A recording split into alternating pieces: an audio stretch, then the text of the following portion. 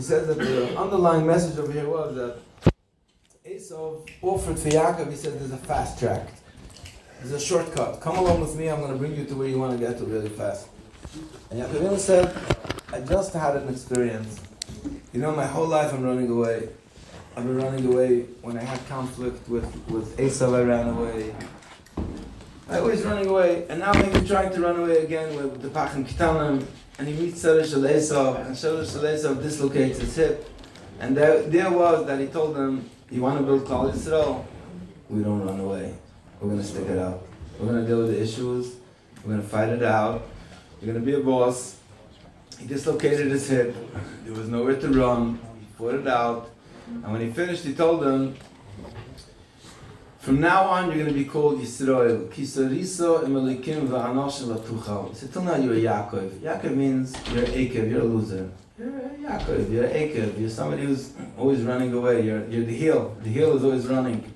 But now you're Yisrael, lidosh, Kisariso imelikim. It's gewaltig. You fought like a boss. Now you could set like so. So Yaakov told Esau, I'm done with running. I've been running my whole life. I have issues. I've been running my life. I'm not running anymore. I'm sticking it out there. I'm going to stay here in the issue, and I'm going to deal with it. I'm going to go slow, one level to the next level, and I'm running away. You know, there's a story from Satmer that there was this guy who came to Nusnielsen Satmer. Nusnielsen is a very famous story. Somebody leap, I don't know who it was. All the Satmer guys know that. I heard the name 100 times. He told the Nusnielsen Meisel that he's going to, I don't know where, California, Chicago. Get to go up Ich weiß nicht, I don't know. He wanted to run away. He was a Bucher. He wanted to run away. He told him Nusnielsen, well, the yeshiva is guy from California. Ich weiß nicht. So he told him, Ken's going to California. He says, I find a void. It's going to be amazing there. Aber wir das wissen, als Liebe kommt mit. Chabad is the Mendel Futterfass, used to say it grab. The Mendel Futterfass, the holy Chassid, the Mendel Futterfass. The iconic Hasidic Jew who went through everything in the world, he used to talk very, very coarse. And he used to say, Wo man läuft, laufen die Beitze mit. Wo man läuft, läuft dann Liebe mit. You can't laufen, you can run. But your issues are going to run along with you. The Indian of Alyala B'choyma of Zionism, that Alyala B'choyma, that you shouldn't go up, you shouldn't break down the Choyma, and you shouldn't catch Geula. The underlying Pneumic, I want to just tell you that Satmer wasn't the first person who was against Zionism. I mean, every single Hasidic master there with a Shav, all the Hasidic masters had an agenda against Zionism. It wasn't Satmer's invention. Just back in the day, this was, I'm not going to say it was everybody, but half of the Olam was pro, but there was a good solid half of the Olam who was against. And the underlying concept of Alyala B'choyma, or the Hasidic message of it was, you're in Galus, you're in exile, you want to run away, you don't run away from issues. You're going to find God here. Find God in your issues right here now.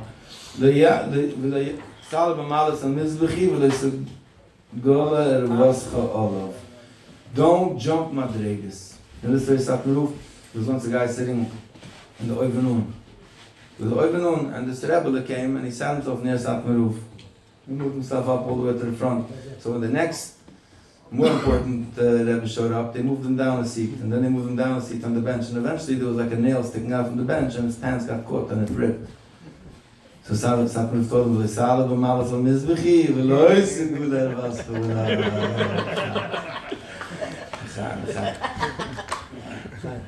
Anyway, he had tremendous wit. But the idea was that this is a very deep concept, that we always look for shortcuts to get to Geula. We don't want to do the hard, difficult work. We want to just take a magic pill that should bring us into a state of revelation, a state of Geula. There's many different formations, methods of how people take shortcuts. The aim of Chassidus was,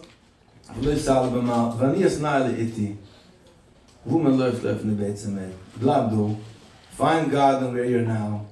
Realize and discover that all of these difficulties were brought to you in order for you to discover something new about your consciousness, about Yiddishkeit, about your connection. There's a reason why we were put in exile. There's a message that has to be mined from it in order to bring Klal Yisrael to a new place. Don't run away from that. I want to tell you what the last few weeks, I spoke about it with Akiva, we were learning all the stories of Gehazi. All the stories of Gehazi and Elisha Navi, and came down an amazing gilui. An amazing gilui. I'm going to tell you in a nutshell. Gehazi was the Gaba from Elisha. Gehazi is a very conflicted figure in Nach, because on the one hand, he's the Rebbe's Gaba, he was a Tam Chacham, he was the one who spread the message of Elisha to the world. On the other hand, he's very selfish, greedy, and he's always looking for points. He's always looking, how can I get points? How can I get recognition, approval? And there's two stories in Nach that describe it. There's a lot of stories about Gehazi, but there's two main stories. One story was that there was the Isha Shunamis that Elisha gave her a child. And then this child died. And the Shunamis put this child in Elisha's bed in the Achnas Zarchim Shtibul that she built for him. And she came running to Elisha, and Elisha told Gehazi to take a stick, and he told him to touch the face of the child with the stick, and the child would become alive again. Would have Tchias HaMesim.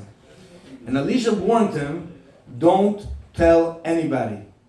Don't tell anybody. Go straight with the stick and touch. Now the Shunamis didn't believe Gehazi. She didn't think that Gehazi was the right guy. She told Elisha, I want you to come anyway. And the story goes, and it's in Nach, that Gehazi went with the stick, and as he was walking, he couldn't contain himself. He wanted everybody to know that he's special, that he's the Rebbe Stecken, he's somebody amazing. He's doing something important now. And he told everybody on the way, he says, du weißt doch, der Rebbe Stecken, du weißt Rebbe Stecken. And everybody said, oh. He said, I'll show you. There was a dead dog on the way. He touched the dead dog, and the dead dog became alive. When he got to the child, he touched the child, didn't work. The power was used up. It's like that story from the lottery. One of the Chassidic Rebbe, somebody came to the Rebbe, and he said, I need money. He said, there's going to be a lottery, and the Rebbe gave him the number. But he wanted to check it out. He wanted to see if the number worked, so he made his own lottery. And he did the numbers, and it worked. And then he bought the lottery, and it didn't. And he came back to the Rebbe, and the Rebbe said, it doesn't make any sense. Did you do anything? He said, yeah. He said, okay, so you? Yeah. You used it up. You used up the power. Gehazi needs approval. He wants to get points. He can't keep his mouth shut. Then there's another story, which is the downfall of Gehazi, is that Naaman was the general of Aram. He was the enemy general who killed Achov. And he had tzeras, he had leprosy, the skin ailment. Long story how a little girl who he captured told him that he should go to the Navi. He goes on this journey to the Navi, wild goose chase. He uses all of his contact cards that he gets to the king to reach out to Yehoram down to Elisha. He gets to Elisha with a whole entourage. He's expecting Elisha to come out, and he's going to make a miracle, and he's going to wave his hands, and the tzeras is going to disappear. He thought he knew. Chazal said that Naaman was very haughty. He was a big shot. Elisha gave him attitude. Elisha didn't even come out of his house. He's living in a shack somewhere. And he tells him, tell him that he should immerse himself in the Jordan River 7 times. And Naaman got very offended. He says, he doesn't even come out to me? Go immerse myself 7 times in the Jordan? I have 2 rivers. I have Paras, and I don't remember the other name, where I could toivel back in. I don't need them. And he said, I'm out of here. This was a flop. I followed this little girl, and I used up all my contact cards, and this guy's just giving me attitude, and he can't help me, and I'm a fool. He's about to leave, and the servants tell him, look, if he would have told you to give you $1 billion, you would have given it to him. He's asking you to do a small thing. Folk, humble yourself. And Naaman, to his credit, humbled himself. And Chazal say that because he humbled himself, and that was the source of his tzeras, that's what removed the tzeras. So he went and he immersed himself 7 times. The tzeras disappeared like the Ben Melech Shoyim Avonim Toivos, you know the story from Nachman, where the tzeras just like floats away and he had baby skin underneath. And it was a tremendous Kiddush Hashem. And he went back to Elisha, and he wanted to give him money, and he also helped him the yeshiva. He had the Bnei Nevi'im. He wanted to give him enough money where he was able to sustain all the Bnei Nevi'im, a tremendous amount of money. And Elisha swore that he's not taking a penny. He said, I'm here for the point, I'm here for the Kiddush Hashem. And the Kiddush Hashem was so great, and it had such an effect on Naaman, that he begged Elisha that he could bring back soil from the land of Eretz Yisrael. He put it out to 2 donkeys, and he brought it back to Eretz Yisrael, that he should be able to make a little mount and start bringing karbanos started doing sacrifices to Hashem Echad, and it was like, wow. The Kiddush Hashem was complete. It was like a home run, grand slam home run. Wow. Gehazi couldn't handle it. He said, the Rebbe is nuts. Man darf doch aushalten, no meisters. Ich darf auch leben ein bisschen lochet, you know? So, Gehazi went and he ran after Naaman, and Naaman turned around, he saw him running, he said, what's up? He said, something happened, 2 shnaras came to Elisha, and they need money, and Elisha sent me, maybe you can give like a piece of silver for them. And Naaman didn't buy it. Naaman didn't buy it. He made him swear, he swore. He gave him 2 pieces of silver, because I'll say that he said, no, I don't need 2, I only need 1. He played like he doesn't need. He ended up 2. Goes home and macht Shabbos for sich. Suddenly he has avodah, mishvachas, and a kerem. And suddenly he started having panos about chava. And when they asked him, what's up with you got an XLE? He said, yeah, it was on sale. It was the same price. He figured out how to maneuver it, and he was good. Then he comes back to Elisha, and Elisha says, hey, where were you, Gehazi? And Elisha knew where he was, but Elisha just wanted him to admit in order that he should be able to hold him accountable, and that he should be able to settle it with him. And he lied, and he said, I was here. So Elisha got upset, and he told him, because you went, you think I don't know where you were? He killed the Kiddush Hashem. He said you bought off the teras for Naaman, and the Naaman's leprosy got transferred over to him and his children, and he was kicked out of the moistus. The story doesn't finish there. He's kicked out of the moistus, and life is amazing. The next page continues how suddenly there was no gatekeeper. All of the Talmidim come to Elisha. Everybody wants to join. There's no place in the Besmedish, and one of the Talmud says, let's build a new Besmedish, a peace and love place where everyone could join. There's no Gehazi, there's no corruption anymore. This is a pure world. And everyone is going to bring their own beam. And everyone's going to build it united. Everyone's going to chip a Mishkan. Everyone's going to chip in. You have an idea? Everyone, you bring your own beam. And they built this huge Besmedish where everyone brought their own beam, and they built a beautiful place for Torah, and it was Gewalt. There was even a story of there that one of the Talmidim lost his axe in the water, and Elisha came and he made the axe float up, and it was another Kiddush Hashem that was here for the... But the story doesn't finish there. The story finishes that because Gehazi was kicked out of the moistus and he became OTD, he opened up an organization called Footsteps. Well, they threw him out of the moistus, and he became a Choyti Machti, and Chazal described in great detail how he made the Avodah Zarah, which said, Ani Avaya Lekecha, a whole complicated contraption that he built in order to spread his Footsteps message, and to gather every single disenfranchised, everybody who was upset, everybody should come join him, and he made tremendous damage. The story doesn't finish there. Elisha felt very bad that his Talmud, now his Gaba, even though life is good and there's a whole community that's peace and love, there's this Talmud is going and he's making damage. So Vayavo Elisha Shoimlan, whatever Vayavo Elisha Shoimlan, he went and he went after him, he found him out in wherever he was, and he said, Chazoid b'cho. He said, come back, Chazoid, come back with me. Elisha came back and he said, Chazoid, and Gehazi said, I'm not coming back. Because when I was with your Talmud, I learned from you that the Choyti Machti Asarabim, must speak in Biyodel Asas Tshuva. And somebody who sins and he causes other people to sin, is must speak in Biyodel. He's not given the opportunity to do Tshuva, and he wouldn't come back. And Elisha left. He didn't know the Chassidische Torah that must speak is nicht ganz so fake. Biyodel Asas Tshuva. She was the Torah. She was the Biyodel Asas Tshuva. Didn't know. Anyway, but the story doesn't finish there either.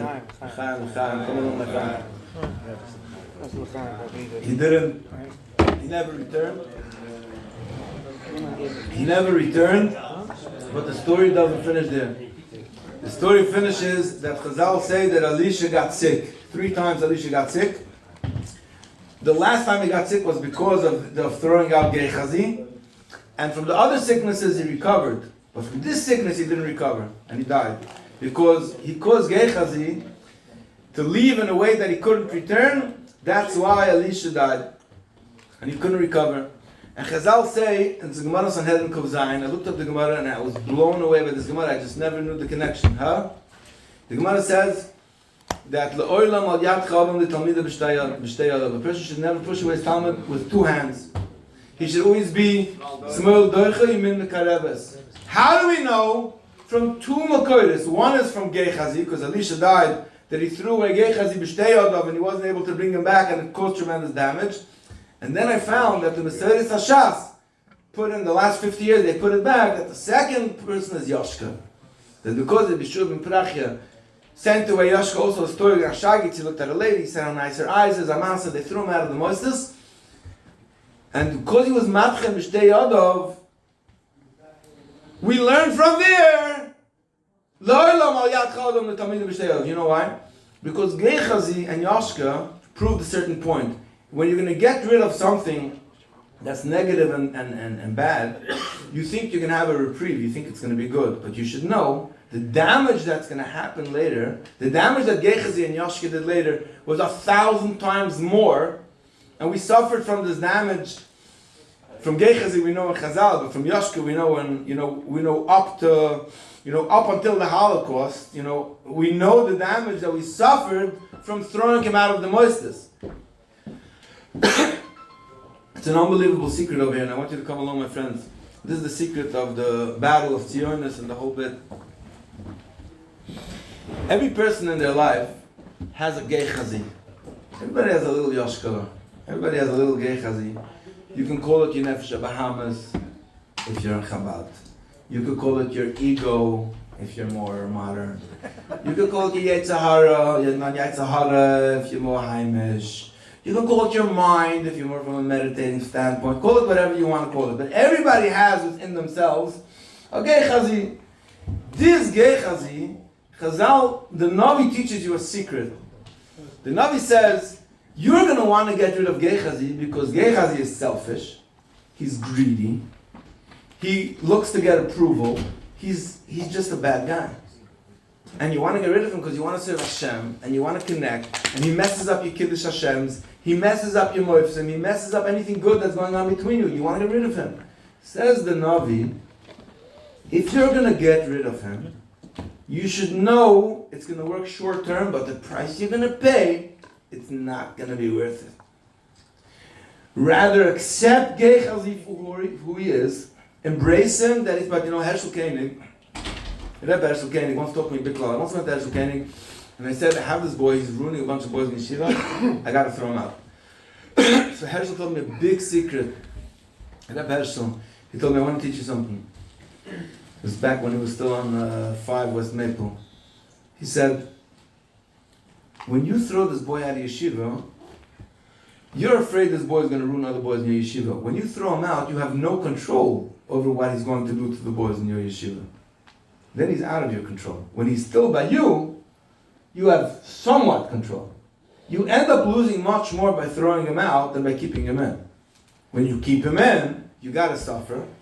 He's selfish, he's greedy, he's needy, he's in it for himself, he can't keep his mouth shut, he messes things up, he's a gatekeeper. But if you educate him, it's very painful and it's much easier to throw him out in the big picture. But if you deal with him, ultimately becomes Yigava. Could you imagine if Elisha would have taken Gehazi and instead of throwing him out and giving him tzeras, he would have told him, oh, you took money from Naaman?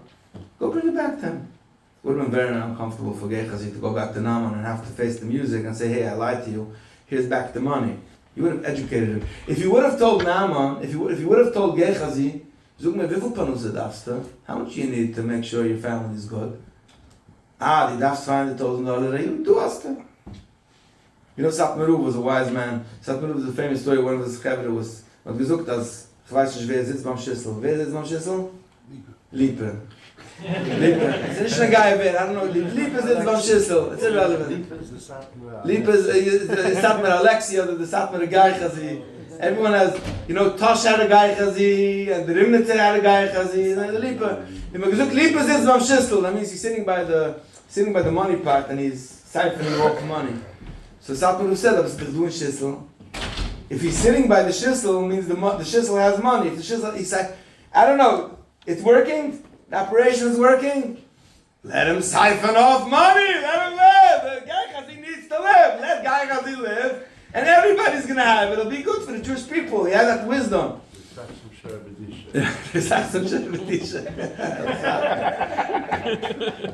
Heilig, the devil always comes and cuts the shot.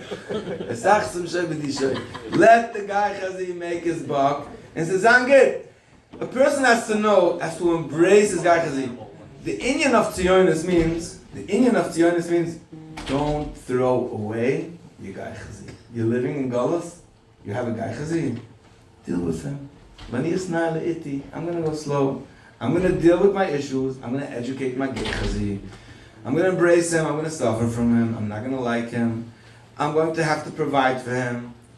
But I'm dealing with the Golus. I'm going to mine the Golus for the Nekuda Toiva and the energy and the Elikus that's in it. And this is a message which is universal from all Chassidic masters. Every Chassidic master is taught L'yala b'choyma. That's the underlying secret.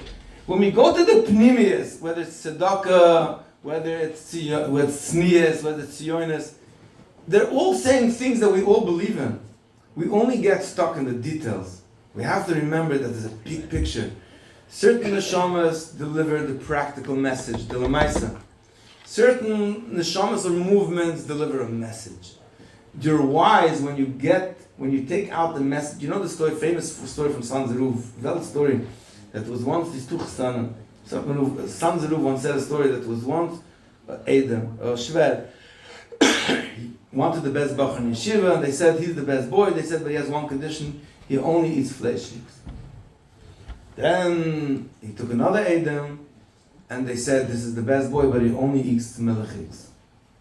And he said. So he was a rich guy, and he made a fleshig kitchen, he made a meat kitchen and a milk kitchen, and everybody sat and life was good. And eventually he lost his money, so he couldn't give any more meat and cheese. So he started giving potatoes. And one day the two son-in-laws meet up, and they say, when he had money, and I was eating meat and you were eating cheese, so then we couldn't eat together. But if I'm eating potatoes, you're eating potatoes, let's eat potatoes together. And San Zeruv said, this is an old mashal that was said, 150 years ago, but in today's world, it's 1,000 times more. It's like, when there was Satmer and Lubavitcher Rebbe, and these were two powerhouses, so there was a fight, and it was justified in that time, but me and you, we just eat potatoes. I like French fries, you like French fries, let's eat French fries together. Let's eat French fries together, let's not get stuck. Let's take out the Nekuda Toiva. That's Yudas Kislev and Chaf Alef Kislev. We're living for years that there has to be a fight. It's unreconcilable. The second you go out of the prison cell, you see that he's saying what I believe, he's doing what I believe. Let's merge. Let's say that tzedakah, yes, I want to do it with the pnimius. Tznius, I want to be a tznuah. Zionism, I want to deal with my inner demons, and I want to live through it and call it, and I want to be able to deal with my exile. I want you to know, even if you go to Eretz Yisrael, and you move to Eretz Yisrael, you also have to process your inner goals. The fact that you moved to Eretz Yisrael, you still have an inner goals and you should know that there's people in the world who live in exile, and they live connected to Eretz Yisrael. And you should know that ultimately, when Mashiach is going to come, and Mitzvah Hashem, he's like, Keseder coming, he's downloading constantly. When we tune in, we realize that, you know what Geula is? When I realized that they were both two actors from one script writer. There's one, Hashem put a tremendous art in the world called Satmer. Put a tremendous art in the world called Lubavitch. It's okay. They were both delivering a certain nekuda. And each one of them, in your personal life, you won't have a harmonious life without taking the art of both. If you're a Lubavitcher, and you won't take the art of the Kalim, of the practical Lemaisa, you're going to be living in a disharmonious world. If you're going to be a Satmer and you're not going to connect to the Pnimius of Chassidus, you're going to be stuck with your names on your buildings, and you're going to be stuck in Vav Shmeres Atznias. Merge the two together and live a beautiful life. And this is not something that has to become a movement. It doesn't have to have it doesn't have an official letterhead. It doesn't have to have people pledging allegiance to it. It's just for your own inner life.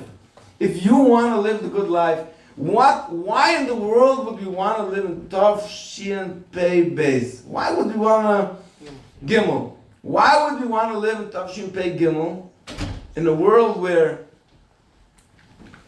your Rebbe, my Rebbe, Satmer Ruv is not here, Begashmias. Lubavitcher Rebbe is not here, Begashmias. The messages of both of them, what they taught, are both here. If you want to live a good life, if you're selfish, everyone should become selfish for a moment and say, at least In my Rachnias, I want to be selfish. I'm not Begashmias. But Berachnias, I want to be selfish. I want to enjoy my Yiddishkeit.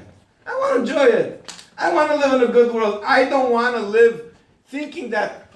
I don't want to live finding all the chesronis in the whole world and saying that it's corrupted and it's messed up. I can just as easily walk around saying, I love Satmer. I love it. It's Gewalt. I love Lubavitch. I love Chassidus. I love Breslev. I love Litvaks. I love Shlomo Kalbach. I love the neshama that everybody has to offer. The chesronis, I have my own chesronis. I don't want you to tune into my chesronis. I'm not interested. I don't like it when I hear back that people pinpointed my chesronis.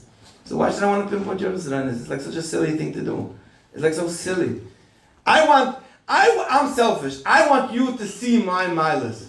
So I want to be able to see your milas too. Not only on an individual level, on a collective level. I want to be able to look at Chaf Alef Kislev and say, Satmer, Heilige Rabbeinu Yoel, I want to connect to the messages. First of all, I want to connect with Gashmias. I want to be able to give tzedakah like a boss. I want to have shefa like a boss and be able to give to the whole world. I want to be able to keep my boundaries of tznias and be a tzanua with my whole neshama. And I also want to deal with my inner demons and my golas. And I don't want to go into Zionism. I don't want to be Yalla B'choima. I want to be able to work through my issues. And I also want to go into the neshama of it. I want to be able to connect to the message of Pnimius of Tzedakah, to the message of Pnimi Shebetznias, to the message of Pnimi of Zionism. And I want to live with that. You know, it's irrelevant today. You know, so many times you have people fighting old battles that are expired already. It's like, no, there's no fight about tape recorders anymore. Tape recorders are gone. We don't do tape recorders anymore. Shampoo in the mikveh is done. We don't do that. When I was a kid, shampoo, there was a big sign in Vishnitz that you weren't allowed to come to the mikveh with a frizur, with a chop or with shampoo. It's done. You can have shampoo and Satmer and mikveh. It's okay. And a frizur. Mit a frizur, nishka frizur. It doesn't make a difference. The nekid is when you're not busy with the chitzonius and you're busy with the pnimius. I want to connect to the battles that are relevant today. Between you and the lamppost, don't stone me for this. If you want, you could. I have a yeshiva. I have a bunch of Satmer boys in my yeshiva. They don't even know what Zionism is. It's irrelevant in their life. They don't. I don't want to say it's expired because the message, the neshama of it. In the 1950s and 60s, it was a live battle for the neshama of Klal Yisrael, for the movement. When the Rebbe Rashab was fighting this battle, when Yisrael Salamte was fighting Maskilim, when it's Misnagdim, when the Magid, when the Balatani was fighting Misnagdim, it was a real fight. 200 years later, I'm not fighting Misnagdim. There's no Misnagdim anymore. What's a Misnagid? Nobody even knows what it is anymore. Everybody comes from Chassidim. All of Lakewood are Enkler from Chassidim. There's no Misnagdim. They sing Kari Boin from, some people call it a Fabrengen, other one calls it a Komzitz, other one calls it a Zitz. And in Lakewood they call it a Oinig. Call it a Oinig. I don't care. A Botta. Call it a Botta. I went to Five Town, they made an Oneg. Instead of an Oinig, it was an Oneg. They were singing the same Kari Boin and Koech Soif. Like, who cares? Are you seriously going to be stuck now? That the Misnagdim 200 years ago, like seriously? It's expired, laws up. Take the message, the Nakuda. I was once by Fabrengen, but it's Yisrael Friedman, I was showing him with the Shiva in 770. It was a Tamchocha Muflik, it was a Ben Achaben from the Rizhiner. Mamash a Tamchocha Chad Bedar, Tamchocha, Yisrael Friedman. I'm going to tell you two things that I learned from him by Fabrengen. First time I went to Fabrengen, he was sitting there a whole night. And he was saying, the Rebbe Zog. It took me like a half a night to figure out that sometimes when he says the Rebbe Zog, it means the Balatanya, the Alter Rebbe. Sometimes when he says the Rebbe Zog, it meant the Rebbe Rashab. Sometimes it meant the Mittel Rebbe, and sometimes it meant the Rebbe. And I was like, so who's the Rebbe? So I went over to him, and I said, I'm sorry, who's the Rebbe? Like, you said the Rebbe this, and you said the Rebbe that. He looked at me, and he said, Sifaran ein Rebbe. Sifaran ein Rebbe. Amol is das gewesen, der Mittlere Rebbe. Amol ist der Balatanya, Amol ist gewesen, der Mittlere Rebbe, Amol ist gewesen, Tzemach Tzedek. Aber Sifaran ein Rebbe. When the Rebbe sagt, it was irrelevant to him. And he was that type of a guy. He was a mufshit. He was a guy who didn't live on planet Earth. It was irrelevant to him. This guy, that guy, does it fit? The Rebbe sagt. He said the Rebbe sagt the whole night. He lived that way. The Rebbe sagt. There was no difference to him who said. The Rebbe sagt. That was one thing I learned from him. The second thing I learned from him was that he was hacking against the K'tzos. The whole K'tzos HaChoshen. And I was a yeshivish guy, and I couldn't eat it. I went over to him and I said, what's up with this, what's the Madan King the K'tzos? He looked at me like I fell on the moon. He said, ich red gegen the K'tzos? The K'tzos is gar nicht. Ich red wegen dein K'tzos. Ich red wegen dir. I'm talking about a certain way of doing things. I'm just giving it a name. The K'tzos is a holy Jew. It's just the way how the Russians used to talk. They used to talk abstract and grub. They had a combination. And I learned two amazing things from it. I learned two amazing lessons. The real Hasidic Jews didn't get stuck on which Rebbe, and they always understood that anything negative is never talking about Yemer, it's talking about you. We're never talking anything negative about, when we're talking about Zionism, really we're talking about you. We're talking about you're trying to escape dealing with your issues in your life. That's really what we're talking about. It's all about your inner work. Are you ready to deal with your l'chaims in your life? Or are you going to be running away and looking for shortcuts, and you're going to smoke a joint and you're going to go straight to heaven and you're going to leave all your problems behind? Smoking a joint is Zionism. Chaim. Mike doesn't smoke a joint. Yeah, we're gonna smoke. I'm gonna light up my Tiani. Elon is out.